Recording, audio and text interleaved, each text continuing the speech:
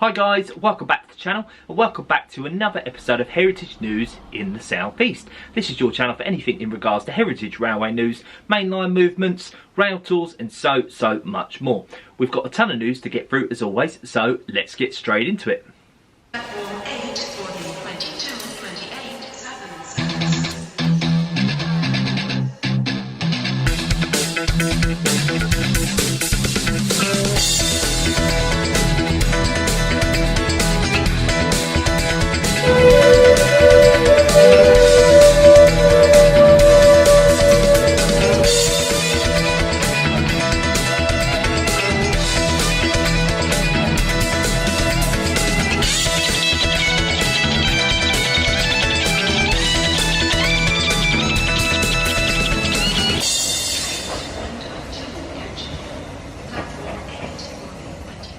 So, as you might have gathered from the title and the thumbnail in this video, the nights are getting shorter, summer is coming to a close, and of course we're getting to that time of year where it's the inevitable mention of Christmas just around the corner.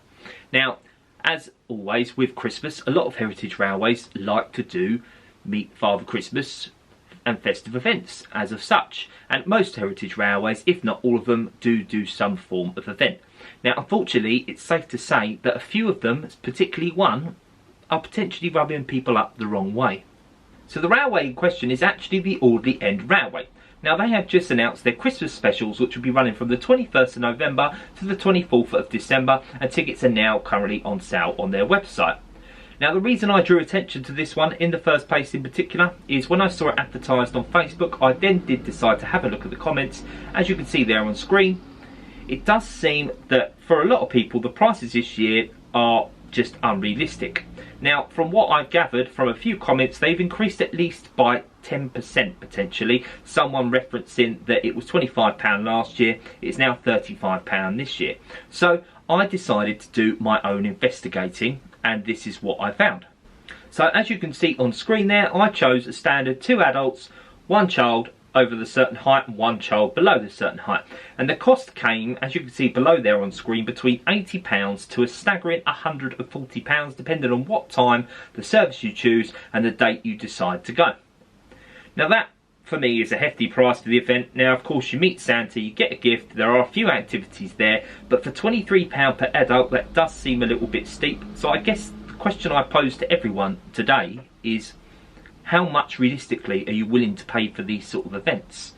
Now I understand, as we've mentioned in previous episodes, the cost of living is constantly rising, you know, running costs are constantly rising, coal prices are constantly increasing, and just staff wages and the cost of living again is just, everything is just a rise as a whole. So I suppose, like I state, I want to pose to you, how much realistically would you expect to pay for one of these events? And you know, realistically a lot of people are going to want to do these events, you know, bring that little smile, that little bit of joy to their children around Christmas time. They're very popular events around most heritage railways. Prices seem to be going up. We've discussed this in the past before. So like I said, the question I pose for you, leave it down in the comments, especially if you've got children. Really especially want to hear from you if you have got little ones. And realistically, if you think this is a reasonable amount to pay, or do you think things could be cheaper? Would you be more tempted to go if they were cheaper? Do you think they're perfectly reasonable as they are? I really would like to know. But it doesn't seem to have affected people that too much. When I was sort of looking through the services again, a lot of services have seemed to sort of sold out, certain dates there especially. The nearer you get to Christmas, it seems to quite sell out quite quickly.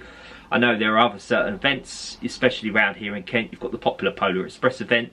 I suppose they have to then of course include the cost of obviously the licensing. They have to pay the licensing to get that event down there. I can maybe understand the reasoning behind that pricing. The tickets start from around £42 onwards. But I don't know, are these events becoming too affordable? Unaffordable, I should say, is the question. So yeah, let me know in the comments below. I'd really like to know what you think. Now, on a lighter note, we turn to Network Rail. Now, Network Rail have officially announced today that they're teaming up with the legendary presenter Tim Dunn, railway historian, and they've announced a competition to be able to name one of the leaf busting trains this autumn. So the leaf busting trains are a common sight each autumn and winter and provide a vital service, stopping the leaves from getting baked on the tracks and turning into a form of black ice. Well, this is your chance. You can vote by the 20th of September via email on screen there, or on X, Twitter, as people would know it, and potentially be the lucky one to choose the name of the train. Leafy McLeafface was Tim's choice, which of course is a parallel of the submersible that was named Boaty McBoatface a few years ago by members of the public. Who knows, maybe that will win it, hopefully not. So we turn back to the Bluebell Railway here now, and it's all in regards to Awaken the Giant update with their 9F. So as a lot of you will know, the Bluebell Railway have been trying to reach their goal in restoring 9F 92240, and it sounds as though they have made some huge progress recently. So to give some context into this, the water space in the tender is divided into 17 chambers. As of now, 16 have been fully cleaned and 2 stages of epoxy resin paint have been applied to 8 of the chambers. When the paint's been applied, of which 2 layers have been added as of now, they will be protected the chambers from rust for at least another 30 years. Now the cover plates on the front of the timber have been removed and are being cleaned and repainted. The tank filler lid has also been removed, cleaned up and treated with anti-oxide primer. On the outside, the sides are being rubbed down and patches where necessary, and 5 layers of undercoat paint have been applied and smoothed down. Now the team at the railway have stated it is hoped to have the tender completed by springtime, but currently as it stands they are rather a long way away from their target goal of £500,000 in order to get this project completely complete. So if you do want to try and support the Awake the Giant process as a whole, the teams really would appreciate the support. They are sort of trying to do sustainable fundraising, obviously having little pots at the railway, going around with buckets. The volunteers sometimes will be going around with buckets, or I think there is a link which I will include down below where you can donate online if you would like to, and hopefully try and reach their target. Like I say, at the moment they're a long way off. I believe they're around £92,000 as it stands to get towards that 500,000 target. So like I say, check them out, especially if you are visiting the railway this weekend, which then leaves me on to events. So yeah, in terms of events this week, there is actually quite a few you can choose from. Now of course, as I just stated, with the Bluebell Railway this weekend going on, you will have their diesel gala. You'll have Gordon Petit there running, which is going to be amazing in a push-pull system. You've got Class 37 running there. The Bluebell Railway Diesel's home fleet will be running. So I'd really applaud you to check that out if you can. It looks like it's going to be an absolutely amazing event.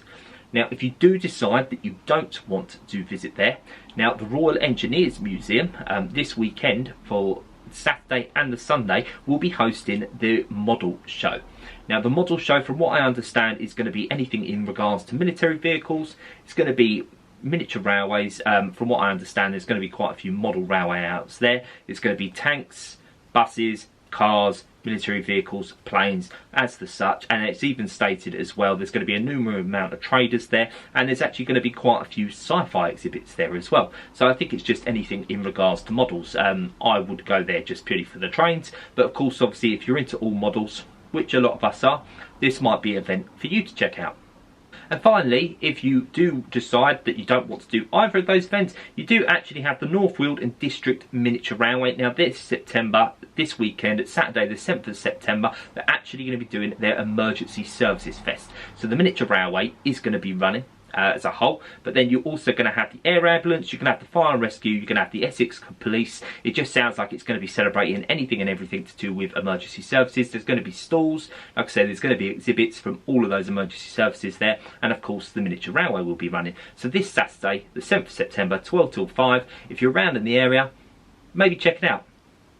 So yeah, that's been another episode of Heritage News here in the southeast and surrounding areas. Really hope you've enjoyed that. Short and sweet this week, but there hasn't actually really been that much news. Hopefully there will be more updates to bring you as of next week. If you do know of anything, let it down below. You can find my contact address in the channel description, or you can find ways of how potentially supporting the channel going forward. Really hope you've enjoyed that. Like, comment, subscribe, and I'll see you in the next one. See you guys.